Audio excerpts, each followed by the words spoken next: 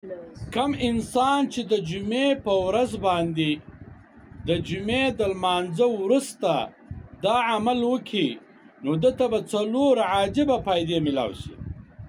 اوله فایده یې دا ده ده ته به الله جل جلاله رزق، مال، دولت داسې ځای څخه ورکړي چې د ده به سوچ او فکر هم نه وي.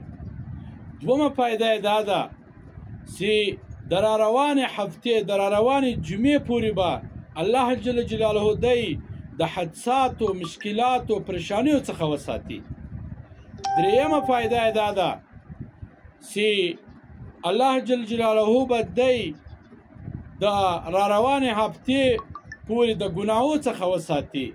څلورمه فایده یې دا ده چې د ده قرض د غره په شانتې وي، یعنی د غره په اندازه پر ده باندې قرض وي، الله جل جلاله به د ده قرض ورختم کړي.